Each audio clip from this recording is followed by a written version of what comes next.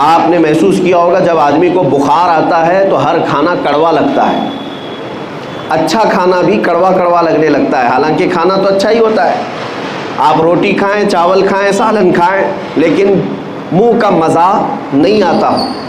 شدت کے بخار میں ہر چیز کے اندر کڑواہٹ کیوں آتی ہے؟ کیونکہ آپ کے اندر بیماری ہے، بخار۔ اسی طرح سے نیکیاں اگر کسی کو کڑوی لگتی ہیں تو روح بیمار ہے۔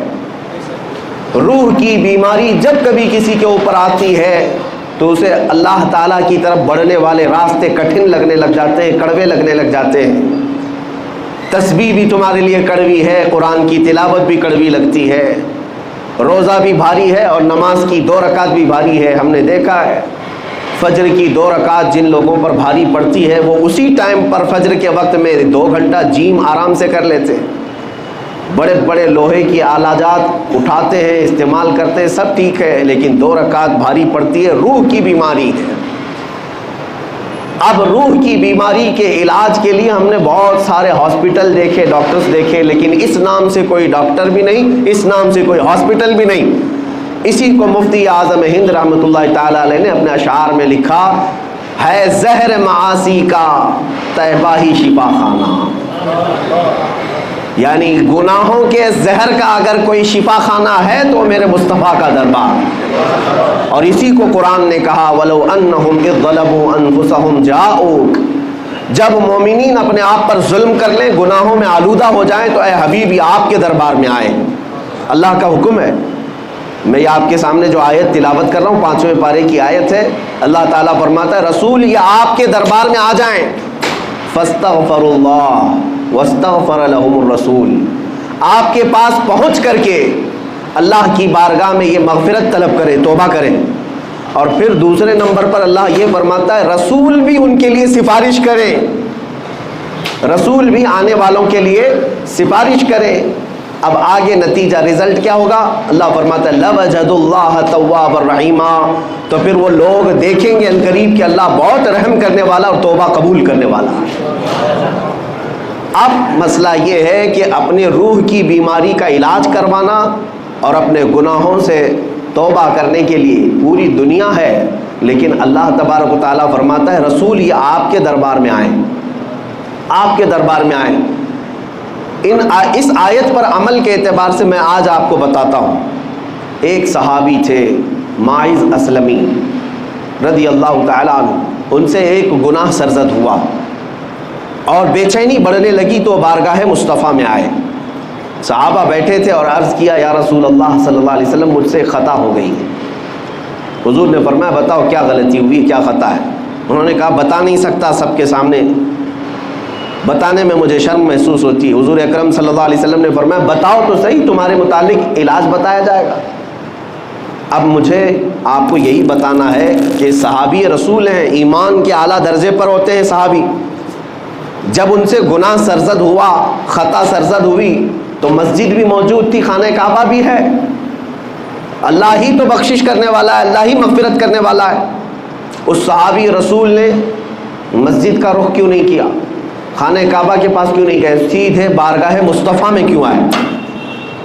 صحابی کا عمل یہ بتاتا ہے کہ پہلے رسول کی سفارش ضروری ہے۔ رسول کریم صلی اللہ تعالیٰ علیہ وسلم اگر سفارش فرما دے تو اللہ توبہ جلد قبول فرمائے گا۔ وہ آئے نبی اکرم صلی اللہ تعالیٰ علیہ وسلم سے جب پوچھا تو انہوں نے کہا مجھ سے زنا ہو گیا۔ حضور پاک صلی اللہ علیہ وسلم نے اپنا چہرہ مبارک پھیر لیا، کہا کہ تم ہمارے ہاں سے نکل جاؤ۔ اب وہ زارو قطار رونے لگ گئے، اتنا رونے لگ گئے کہ قدموں میں گر گئے۔ کہا کہ اگر آپ ناپاک کریں تو پھر میں کہاں جاؤں؟ اعلیٰ حضرت نے اسی کی ترجمانی کرتے ہوئے یوں کہا ہے تجھ سے جو منہ چھپاؤں تو کروں کس کے سامنے؟ یا رسول اللہ تم سے جو منہ چھپاؤں تو کروں کس کے سامنے؟ کیا اور کسی سے توقع نظر کی ہے؟ بد ہیں تو آپ کے، بھلے ہیں تو آپ کے، ٹکڑوں پہ یہیں کے پلے ہیں، رخ کدھر کریں؟ اس صحابی نے جب حضور اکرم صلی اللہ علیہ وسلم کی بارگاہ میں رو کر کے اپنا جرم کا اقرار کیا تو حضور نے پھر 3 مرتبہ پوچھا تم ہوش و حواس میں کہہ رہے ہو؟ تم ہوش و حواس میں کہہ رہے ہو؟ انہوں نے کہا ہاں بالکل ہوش و حواس میں کہہ رہا ہوں۔ کہا تمہیں پتہ ہے زنا کی سزا کیا ہے؟ کہا ہاں مجھے پتہ ہے۔ اس کے بعد رسول رحمت صلی اللہ علیہ وسلم نے صحابہ سے کہا کہ انہیں سنسار کیا جائے گا۔ وادی انم، آج بھی وہ وادی موجود ہے مدینے کے مضافات میں، ایک چھوٹی سی پہاڑی ہے، صحابہ لے کر کے گئے۔ اسلام کی ایک عظیم سزا ہے یہ، زنا پر رکھی ہوئی سزا۔ لوگ اس کا مذاق اگرچہ اڑاتے ہوں کہ اسلام گردن کاٹنے کی اور سنسار کرنے کی اجازت دیتا ہے، حکم دیتا ہے، تمہیں اندازہ نہیں، یہ سزائیں فطرت کے عین مطابق ہیں، اس لیے کہ کینسر کے پھوڑے کو اگر نہ کاٹو گے تو جسم میں زہر پھیل جاتا ہے، اور یہ سزائیں اسی لیے رکھی گئی ہیں کہ معاشرہ ڈس بیلنس نہ ہو۔ یہ سزا اس وقت تمہیں اچھی لگے گی جب کسی کی اپنی بیٹی کے ساتھ کوئی زنا کر لے۔ ہم نے ان لوگوں کے بارے میں بھی سنا ہے جن کا تعلق اسلام سے نہیں ہے، لیکن جب ان کے گھروں کی بچیوں کا ریپ ہوتا ہے تو وہ اعلاناً یہ کہتے ہیں کہ ہماری بچیوں کے ریپسٹ کو اسلام جو سزا دیتا ہے وہی دی جائے۔ وہ اس چیز کا مطالبہ آج بھی کر رہے ہیں۔ یہی تو بات ہے میرے عزیزو، جس طرح تمہاری بیٹی کی عصمت تمہارے لیے عزیز ہے، اسلام ہر بیٹی کی عزت کو وہی عزت مقام دیتا ہے، ہر بیٹی کی عزت کا مقام ہے۔ انہیں سنسار کرنے کے لیے لے جایا گیا اور صحابہ نے انہیں سنسار کر دیا، ان کی روح پرواز کر گئی۔ واپس جب آئے رسول رحمت صلی اللہ تعالیٰ علیہ وسلم، یہ اللہ کے قوانین ہیں، اللہ کے حدود ہیں، اس پر عمل کرنا ضروری ہے، لیکن تقاضۂ بشریت یہ ہے کہ دل بھی تو کسی سے لگا رہتا ہے۔ حضور پاک صلی اللہ تعالیٰ علیہ وسلم غمگین تھے، آنکھوں سے آنسو تھے، حضور گئے نہیں تھے۔ صحابہ جب آئے تو حضور نے پوچھا میرے مائز کو جب مار رہے تھے تم لوگ تو وہ کیا کہہ رہے تھے؟ تو صحابہ نے کہا یا رسول اللہ، ان کو جب مارا جا رہا تھا تو وہ یہ کہہ رہے تھے ترحم لنا یا رسول اللہ، اے اللہ کے رسول مجھ پر رحم کر دیجیے۔ انہوں نے خود سے اقرار کر کے وہ سزا کو لیا ہے، زبردستی پکڑ کر کے ان کو سزا نہیں دی گئی۔ مائز اسلمی جانتے تھے کہ اگر میں دنیا کی سزا لے لوں گا تو محفوظ، اگر قیامت کی سزا کا انتظار کیا تو اس سے 99 گنا زیادہ سزا ہو سکتی ہے۔ وہ صحابی جانتے تھے، اسی لیے دنیاوی سزا کو انہوں نے ترجیح دی، خود سے قبول کیا کہ مجھے یہی سزا دو، آخرت کی سزا کا میں انتظار نہیں کرنا چاہتا۔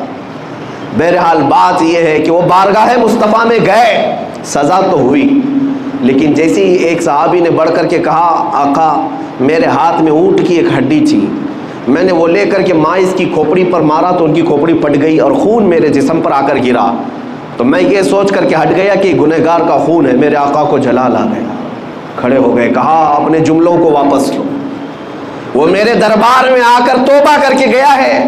یہ سزا جو دی جا رہی تھی وہ حدود قائم رکھنے کی سزا ہے، نظام عدل ہے، یہ قانون ہے، لیکن تم نے کیسے کہا کہ وہ گنہگار کا خون تھا، پاپی کا، خطاکار کا خون تھا؟ تم اپنا جملہ واپس لو، اس لیے کہ ابھی جبرائیل امین میرے پاس آئے تھے اور یہ بشارت دے کر کے گئے یا رسول اللہ آپ کے ماعز نے ایسی توبہ کی ہے کہ اس کے عوض اللہ نے پورے مدینے والوں کے گناہ معاف کیے۔